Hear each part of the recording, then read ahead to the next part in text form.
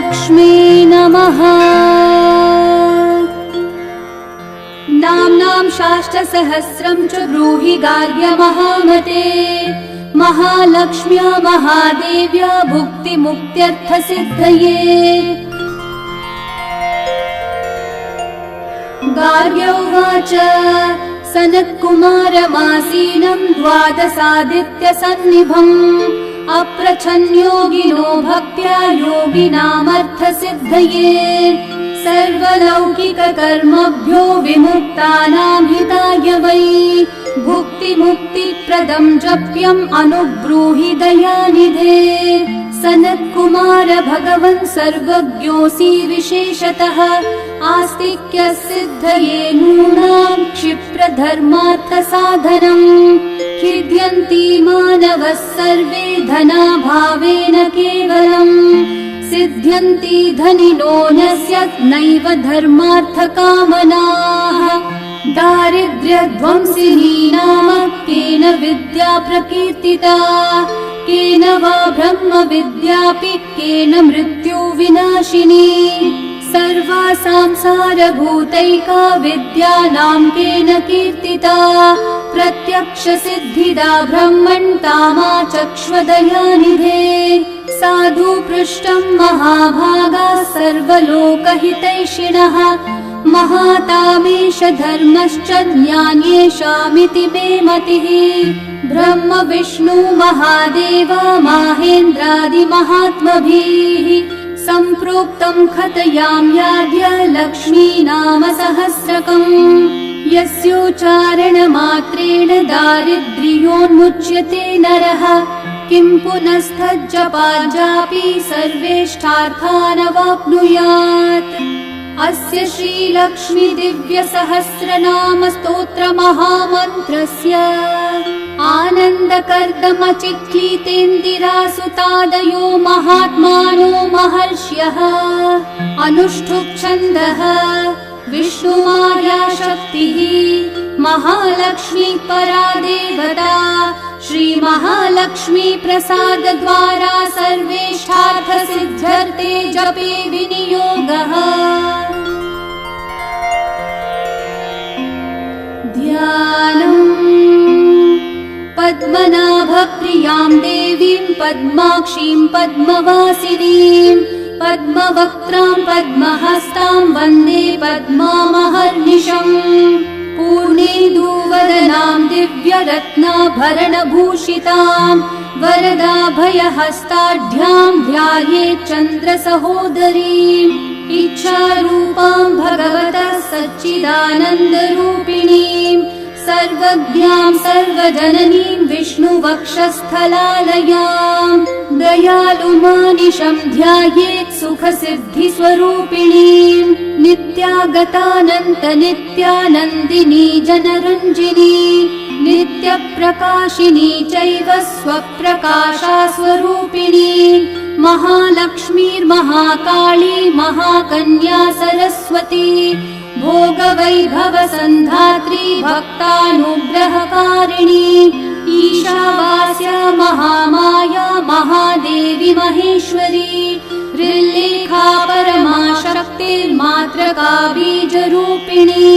नित्यानन्दा नित्यबोधानादिनी जनमोदिनी सत्यप्रत्ययनी चैव स्वप्रकाशात्मरूपिणी। त्रिपुरा भैरवी विद्या हंसा वागीश्वरी शिवा वाग्देवी च महारात्री कालरात्री स्त्रिलोचना भद्रकाली कराली च महाकाली तिलोत्तमा। काली करालवक्त्रान्ता कामाक्षी कामदा शुभा।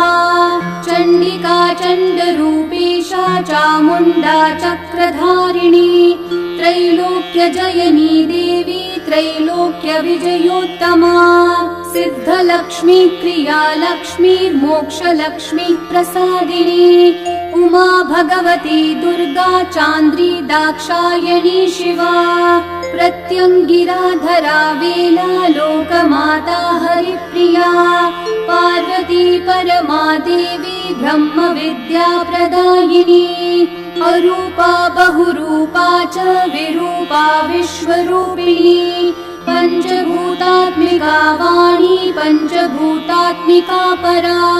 कालिमा पञ्चिका वाग्मी हविप्रत्यधिदेवता देवमाता सुरेशाना देवगर्भाम्बिका धृतिः संज्ञा जाति क्रिया शक्ति प्रकृत्य मोहिनी मही यज्ञ विद्या महाविद्या गुह्य विद्या विभावरी ज्योतिष्मती महामाता सर्वमन्त्र फलप्रदा दारिद्र्यध्वंसिनी देवी हृदय ग्रन्थि भेदिनी सहस्रादित्य संकाशा चन्द्रिका चन्द्ररूपिणी गायत्री सोम सम्भूतिः सावित्री प्रणवात्मिका शाङ्करी वैष्णवी ब्राह्मी सर्वदेव नमस्कृता सेव्य दुर्गा कुबेराक्षी करवीर निवासिनी जया च विजया चैव जयन्ती चापराजिता कुब्जिका कालिका शास्त्री वीणा पुस्तकधारिणी सर्वज्ञ शक्ति श्री शक्तिर्ब्रह्म विष्णु शिवात्मिका ईढा पिङ्गलिका मध्या मृणाली तन्तुरूपिणी यज्ञेशानी प्रथा दीक्षा दक्षिणा सर्वमोहिनी अष्टाङ्गयोगिनी देवी निर्बीज ध्यान गोचरा सर्वतीर्थस्थिता शुद्धा सर्वपर्वतवासिनी वेदशास्त्र प्रभा देवी षाडङ्गादिपदक्रमा शिवा धात्री शुभानन्दा यज्ञकर्म स्वरूपिणी व्रतिनी मेनका देवी ब्रह्माणी ब्रह्मचारिणी एकाक्षर परा तारा भवबन्ध विनाशिनी विश्वम्भरा धराधारा निराधाराधिकस्वरा राकाकुहूरमावास्या पूर्णिमानुमतिर्द्युतिः सिनीवाली शिवा वास्या वैष्णवदेवी पिशङ्गिया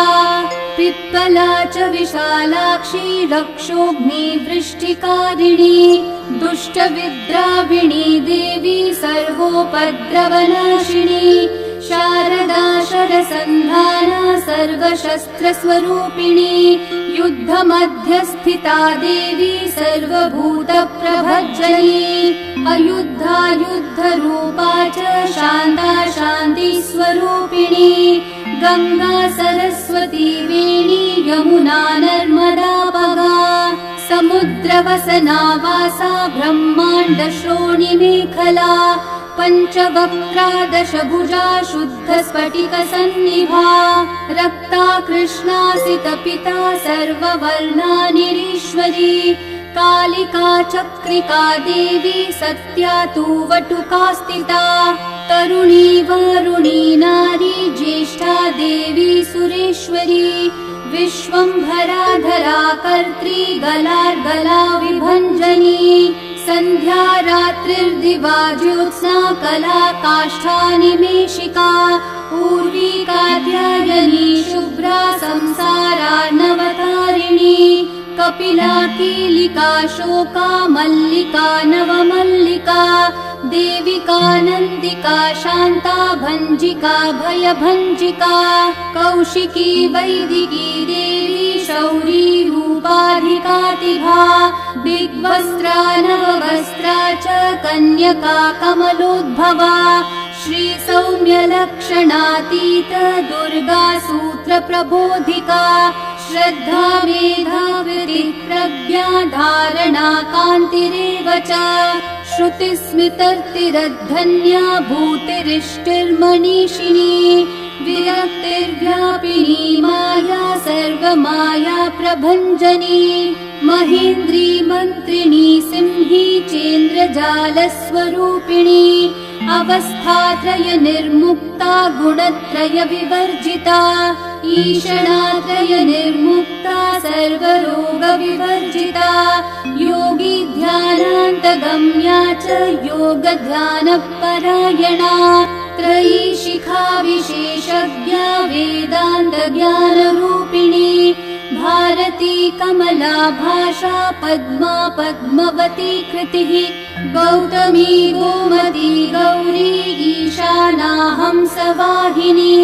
नारायणी प्रभाधारा जाह्नवी शङ्करात्मजा चित्रघण्टा सुनन्दाक्षी मानवी मनुसंभवा स्तम्भिनी क्षोभिनी मारी ब्राह्मिणी शत्रुमारिणी मोहिनी द्वेषिणी वीरा अघोरा रुद्ररूपिणी रुद्रैकादशिनी पुण्या कल्याणी लाभकारिणी देवदुर्गा महादुर्गा स्वप्नदुर्गाष्टभैरवी सूर्यचन्द्राग्निरूपा च ग्रहनक्षत्ररूपिणी बिन्दुनादकलातीता बिन्दुनादकलात्मिका दशवायुजयाकारा कला षोडशसंयुता काश्यपी कमला देवी नादचक्रनिवासिनी मृडाधारा स्थिरा गुह्या देविका चक्ररूपिणी अविद्या शार्वरी भुञ्जा जम्भासुरनिबर्हिणी श्रीकाया श्रीकला शुभ्रा कर्म निर्मूलकारिणी आदिलक्ष्मी गुणाधारा पञ्चब्रह्मात्मिका परा श्रुतिर्ब्रह्ममुखावासा सर्वसम्पत्तिरूपिणी मृतसञ्जीवनी मैत्री कामिनी कामवर्जिता निर्वाणमार्गदा देवी हंसिनी काशिका क्षमा सपर्या गुणिनी भिन्ना निर्गुणा खण्डिता शुभा स्वामिनी वेदिनी शक्या शाम्बरी चक्रधारिणी दण्डिनी मुण्डिनी व्याघ्री शिखिनी सोमसंहतिः चिन्तामनिश्चितानन्दा पञ्चबाणाग्रबोधिनी बाणश्रेणी सहस्राक्षी सहस्रभुजपादुका सन्ध्यावलिस्त्रिसन्ध्याभ्या ब्रह्माण्डमणिभूषणा वासवी वारुणी सेना कुलिका मन्त्ररञ्जनी जितप्राणस्वरूपा च कान्ता काम्यवरप्रदा मन्त्रब्राह्मण विद्यार्थी नादरूपाः विष्मती आथर्वणि श्रुतिशून्या कल्पनावर्जिता सती सत्ता जाति प्रमामेया प्रमिति प्राणदा गतिः अवर्णा पञ्चवर्णा च सर्वदा भुवनेश्वरी त्रैलोक्यमोहिनी विद्या सर्वभर्तृक्षराक्षरा हिरण्यवर्णा हरिणी सर्वोपद्रवनाशिनी कैवल्यपदवीरेखा सूर्यमण्डलसंस्थिता सोममण्डलमध्यस्था वह्निमण्डलसंस्थिता वायुमण्डलमध्यस्था व्योममण्डलसंस्थिता चक्रिका चक्रमध्यस्था चक्रमार्गप्रवर्तिनी कोकिलाकुलचक्रेशा पक्षती पङ्क्तिपावनी सर्वसिद्धान्तमार्गस्था षड्वर्णावरवर्जिता शररुद्रहरा हन्त्री सर्वसंहारकारिणी पुरुषा पौरुषी तुष्टिः सर्वतन्त्रप्रसूतिका अर्धनारीश्वरी देवी सर्वविद्याप्रदायिनी भार्गवी भूजुषी विद्या सर्वोपनिषदा स्थिता व्योमकेशाखिलप्राणा पञ्चकोशविलक्षणा पञ्चकोशात्मिका प्रत्यक् पञ्चब्रह्मात्मिका शिवा जगज्जराजनित्री च पञ्चकर्मप्रसूतिका वाग्देव्याभरणाकारा सर्वकाम्यस्थिता स्थितिः अष्टादश चतुष्षष्टि पीठिका विद्यया युता कालिका कर्षणश्यामा यक्षिणी किन्नरेश्वरी केतकी मल्लिका शोका वाराही धरणी ध्रुवा नारसिंही महोघ्रास्या भक्तानामार्तिनाशिनी अन्तर्बला स्थिरा लक्ष्मी जरामरणनाशिनी श्रीरञ्जिता महाकाया सोमसूर्याग्निलोचना अदितिर्देवमाता च अष्टपुत्राष्टयोगिनी अष्टप्रकृति अष्टाष्ट बिभ्राजद्विकृतिकृतः दुर्भिक्षध्वंसिनी देवी सीता सत्या च रुक्मिणी ख्यातिजा भार्गवी देवी देवयोनिस्तपस्विनी शाकम्भरी महाशोणा गरुडोपरि संस्थिता सिंहगा व्याघ्रगा देवी वायुगा च महादृगा अकारादिक्षकारान्ता सर्वविद्याधिदेवता मन्त्रव्याख्यान निपुणा ज्योतिषशास्त्रैकलोचना ईडा पिङ्गलिका मध्या सुषुम्ना ग्रन्थिभेदिनी कालचक्राशयोपेता कालचक्रस्वरूपिणी वैशारदीमती श्रेष्ठा वरिष्ठा सर्वदीपिका वैनायकी वरारोहा श्रोणिवेला बहिर्बलिः जम्बिनी जिह्मणी जम्भकारिणी गणकारिका शरणी चक्रिकानन्ता सर्वव्याधि चिकित्सकी देवकी देवसंकाशा वारिधि करुणाकरा शर्वरी सर्वसम्पन्ना सर्वपापप्रभञ्जनी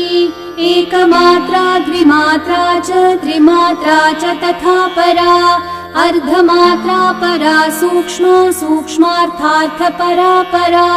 एकवीरा विशेषाख्या षष्ठी देवी मनस्विनी नैष्कर्म्या निष्कला लोका ज्ञानकर्माधिका गुणा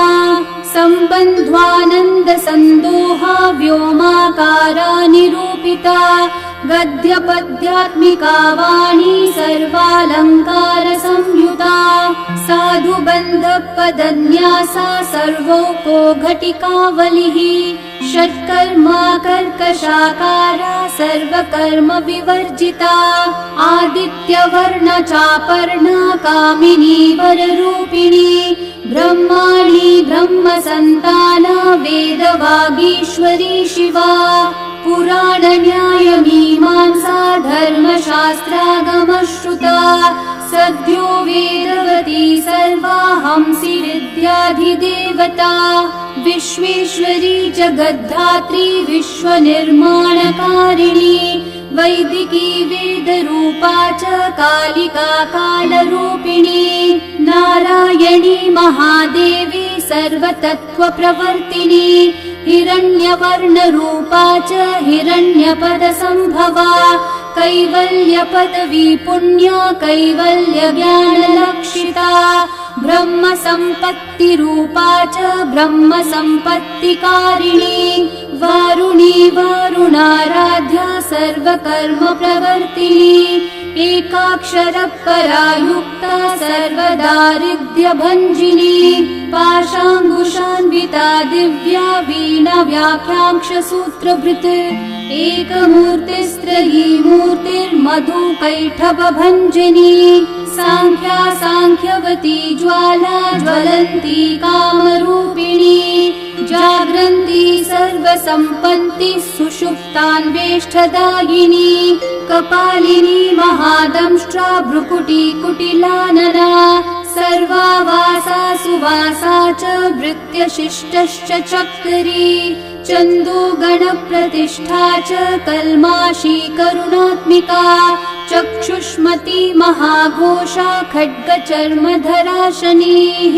शिल्पवैचित्र्यविद्योता सर्वतो भद्रवासिनी अचिन्त्यलक्षणाकारा सूत्रभाष्यनिबन्धना सर्ववेदार्थसम्पत्तिः सर्वशास्त्रार्थमातृका अकारादीक्षकारान्तः सर्ववर्णकृतस्थला सर्वलक्ष्मी सदानन्दा सारविद्या सदाशिवा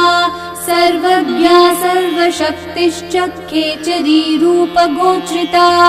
अणिमादिगुणोपेता पराकाष्ठा परागतिः हंसयुक्त विमानस्था हंसारूढा शशिप्रभा भवानी वासना शक्तिराकृतिस्था किला तन्त्रहेतुर्विचित्राङ्गी व्योम गंगा विनोदिनी वर्षा च वर्षिकी चैव गुह्यजुस्सामरूपिणी महानदी नदी पुण्या गण्या पुण्यगुणक्रिया समाधिगतलभ्यार्था श्रोतव्या स्वप्रिया घृणा नामाक्षरपरा देवी उपसर्गनखाञ्चिता निपातोरुद्वयी जङ्घा मातृका मन्त्ररूपिणी आशीना च शयाना च तिष्ठन्ती धावनाधिका लक्ष्यलक्षणयोगाढ्या ताद्रूप्य गणनाकृतिः सैकरूपा नैकरूपा सेन्दुरूपा तदाकृतिः समासतद्धिताकारा विभक्तिवचनात्मिका स्वाहाकारा स्वधाकारा श्रीपत्यार्धाङ्गनन्दिनी गम्भीरा गहना गुह्या योनिलिङ्गार्धधारिणी शेषवासुकि संसेव्या चपलावरवर्णिनी कारुण्याकार सम्पत्ति कीलकृन्मन्त्रकीलिका शक्तिबीजात्मिका सर्वमन्त्रेष्टाक्षय कामना आग्नेयी पार्थिवा आप्या वायव्या व्योमकेतना सत्यज्ञानात्मिकानन्दा ब्राह्मी ब्रह्म सनातनी अविद्या वासना माया प्रकृतिः सर्वमोहिनी शक्तिर्धारण शक्तिश्च चिदाशिच्छक्तियोगिनी वक्त्रारुणा महामाया मरीचिर्मदमर्दिनी विराट् स्वाहा स्वधा शुद्धा निरूपास्ति सुभक्तिका निरूपितद्वयी विद्या नित्या नित्यस्वरूपिणी वैराजमार्गसञ्चारा सर्वसत्पथदर्शिनी जालन्धरी मृडानी च भवानी भवभञ्जनी त्रैकालिकज्ञानतन्तुस्त्रिकालज्ञानदायिनी नादातीता स्मृतिप्रज्ञा धात्रीरूपा त्रिपुष्करा पराजिता विधानज्ञा विशेषितगुणात्मिका हिरण्यकेशिनी हेम ब्रह्मसूत्रविचक्षणा असंख्येय पराधान्तस्वरव्यञ्जनवैखरी मधुजिह्वा मधुमती मधुमासोदया मधुः माधवी च महाभागा मेघगम्भीरनिस्वना ब्रह्म विष्णु महेशादि ज्ञातव्यातविशेषगा नाभौ वह्निशिखाकारा ललाटे चन्द्रसन्निभा भ्रूमध्ये भास्कराकारा सर्वताराकृतिर्हृदि कृत्तिकादि भरण्यान्तर्नक्षत्रेष्ट्यार्चितोदया ग्रह विद्यात्मिका ज्योतिर्ज्योतिर्विन्मति जीविका ब्रह्मांड गर्भिणी बाला सप्तावरण देवता वैराजोत्तम साम्राज्य कुमारा कुशलोदया बगला भ्रमराम्बा च शिवदूती शिवात्मिका मेरु विन्ध्याति संस्थाना काश्मीरपुरवासिनी योग निद्रा महानिद्रा विनिद्रा रक्षसाश्रिता सुवर्णदा महागंगा पंचाख्या पंचसंहतिः सुप्रजाता सुवीरा च सुपोषा सुपतिः शिवा सुगृही रक्तबीजान्ता हतकन्दर्पजीविका समुद्रव्योम मध्यस्था समबिन्दु समाश्रया सौभाग्यरस जीवातुः सारा सार विवेक दृक् त्रिवल्यादि सुपुष्टांगा भारती भरताश्रिता नाद ब्रह्मं मयि विद्या ज्ञान ब्रह्मं मयि परा ब्रह्मनाडी निरुक्तिश्च ब्रह्म कैवल्य साधनम् कालिकेय महोदार वीर्य विक्रम रूपिणी वडवाग्नि शिखा वक्त्रा महाकवलतर्पणा महाभूता महादर्पा महासारा महाकृतः पंचभूतं महाग्रासा पंचभूतादिदेवता सर्वप्रमाणा सम्पत्तिः सर्वरोगप्रतिक्रिया ब्रह्माण्डान्तर्बहिर्व्याप्ता विष्णुवक्षो विभूषिणी शाङ्करी विधिवक्त्रस्था प्रवरावरहेतुकी हेममाला शिखामाला त्रिशिखा पञ्चमोचना सर्वागमः सदाचारा मर्यादा यातु भञ्जनी पुण्यश्लोकप्रबन्धाढ्या सर्वान्तर्यामि रूपिणी सामगानसमाराध्या श्रोत्रकर्णरसायना जीवलोकैकजीवातुर्भद्रोदारविलोकना तडित्कोटिलसत्कान्तितरुणी हरिसुन्दरी नीलनेत्रा च सेन्द्राक्षी विशालाक्षी सुमङ्गला सर्वमङ्गलसम्पन्ना साक्षान्मङ्गलदेवता देहहृद्दीपिका दीप्तिर्जिह्वा पापप्रणाशिनी अर्धचन्द्रोल्लसद्रंष्टा यज्ञवाटी विलासिनी महादुर्गा महोत्साहा महादेवबलोदया डाकिनीढ्या शाकिनीढ्या साकिनीढ्या समस्तजुट निरङ्कुशा नाकिवन्द्या राडाधाराधिदेवता भुवनज्ञानिनी श्रेणी भुवनाकारवल्लरी शाश्वती शाश्वताकारा लोकानुग्रहकारिणी सारसी मानसी हंसी हंसलोकप्रदायिनी चिन्मुद्रालङ्कृतकरा कोटिसूर्यसमप्रभा सुखप्राणि शिरोरेखा नददृष्टप्रदायिनी सर्वसाङ्कर्यदेशाग्नि ग्रहोपद्रवनाशिनी क्षुद्रजन्तुभयग्नि च विषरोगादिभञ्जनी सदा शान्ता सदा शुद्धा गृहचित्रनिवारिणी कलिदोषप्रशमनी कोलाहलपुरस्थिता गौरी लाक्षणिकी मुख्या जगन्याकृतिवर्जिता माया विद्या मूलभूता वासवी विष्णुचेतना वादिनी वसुरूपा च वसुरत्नपरिच्छदा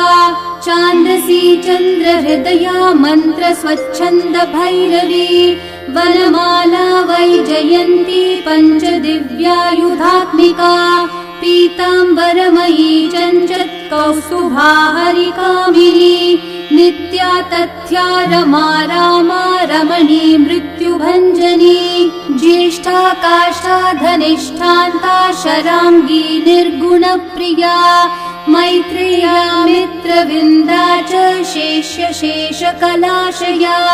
वाराणसी वासलम्याचार्यवर्तजनस्तुता जगदुत्पत्तिसंस्थानः संहारत्रयकारणम् त्वयम्ब विष्णु सर्वस्वं नमस्तेऽस्तु महेश्वरी नमस्ते सर्वलोकानां जनन्यै पुण्यमूर्तये सिद्धलक्ष्मीर्महाकाली महालक्ष्मी नमोऽस्तुते सद्योजातादिपञ्चाग्निरूपा पञ्चकपञ्चकम् यन्त्रलक्ष्मीर्भवत्यादिराध्याध्येते नमो नमः सृष्ट्यादिकारणाकार वितते दोषवर्जिते जगल्लक्ष्मीर्जगन्मातर्विष्णुपत्नी नमोऽस्तुते नवकोटि महाशक्ति समुपास्य पदाम्बुजे कनत्सौवर्णरत्नाढ्ये सर्वाभरणभूषिते अनन्त नित्यमहर्षि प्रपञ्चेश्वर नायकी अत्युच्छ्रितपदान्तस्थे परमव्योमनायकी नाकपृष्ठगताराध्ये विष्णुलोकविलासिनी वैकुण्ठराजमहर्षि श्रीरङ्गनगराश्रिते रङ्गनायकि भूपुत्री कृष्णे वरदवल्लभे कोटिब्रह्मादिसंसेव्ये कोटिरुद्रादिकीर्तिते मातुलुङ्गमयं खेटं सौवर्ण्यशशकं तथा पद्मद्वयं पूर्णकुम्भं कीरं च वरदाभये पाशम् अंकुशकं शङ्खं चक्रं शूलं कृपाणिकाम् धनुर्बाणौ चाक्षमालां चिन्मुद्रामपि बिभ्रति अष्टादश भुजे लक्ष्मी महाष्टादश पीठगे भूमिनीलादि संसेव्ये स्वामि चित्तानुवर्तिनि पद्मे पद्मालये पद्मे पूर्णकुम्भाभिषेचिते इन्दिरेन्दिराभाक्षि क्षीरसागर कन्यके भार्गवी त्वं स्वतन्त्रे च वशीकृत्य जगत्पतिः मङ्गलं मङ्गलानां त्वं देवतानां च देवता त्वमुत्तमोत्तमानां च त्वं श्रेयः परमामृतम् धनधान्याभिवृद्धश्च सर्वभौमसुखोच्चया आन्दोलिकादिसौभाग्यं मत्ते भाति महोदयः पुत्रपौत्राभिवृद्धिश्च विद्याभोगबलादिकम् आयुरारोग्यसम्पत्तिरष्टैश्वर्यं त्वमेव हि परमेश विभूतिश्च सूक्ष्मात् सूक्ष्मतरा गतिः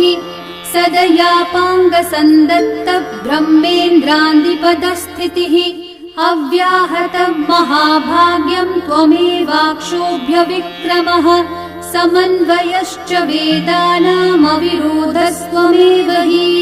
निःश्रेयसपदप्राप्ति साधनं फलमेव च श्रीमन्त्रराजराज्ञी च श्रीविद्याक्षेमकारिणी श्रीं बीजजपसन्तुष्टा ऐह्रीं श्रीं बीजपालिका प्रपत्तिमार्गसुलभा विष्णुप्रथमकिङ्करी क्लींकारार्थसवित्री च सौमङ्गल्याधिदेवता श्रीषोडशाङ्करी विद्या श्रीयन्त्रपुरवासिनी सर्वमङ्गलमाङ्गल्ये शिवे सर्वार्थसाधिके शरण्ये त्र्यम्बके गौरी नारायणि नमोऽस्तुते पुनः पुनर्नमस्तेऽस्तु साष्टाङ्गमयुतं पुनः। सनत्कुमार उवाच एवं स्तुता महालक्ष्मी बृहरुद्रादिभिः सुरैः नमद्भिरार्तैर्दीनैश्च निःस्वत्वैर्भोगवर्जितैः ज्येष्ठाजुष्टैश्च निःश्रीकैः संसारास्वपरायणैः विष्णुपत्नी ददौ तेषां दर्शनं दृष्टितर्पणम् शरत्पूर्णेन्दुकोट्याभधवलापाङ्गवीक्षणैः सर्वान् सत्त्वसमाविष्टान् चक्रे हृष्टावरं ददौ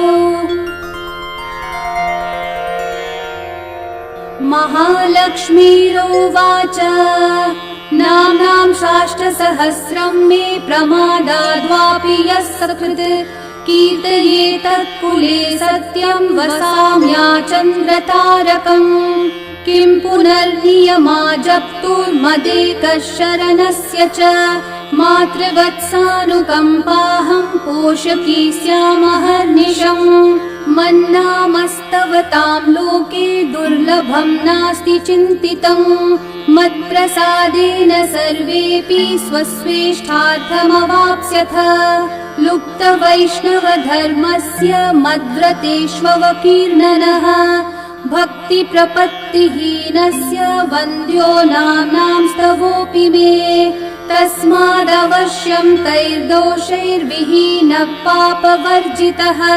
जपेत् साष्टसहस्रं मे नाम्नां प्रत्यहमादरात्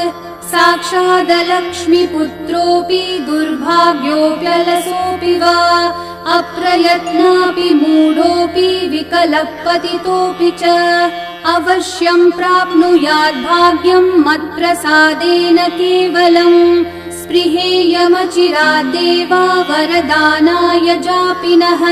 ददामि सर्वमिष्टार्थं लक्ष्मीति स्मरतां ध्रुवम्।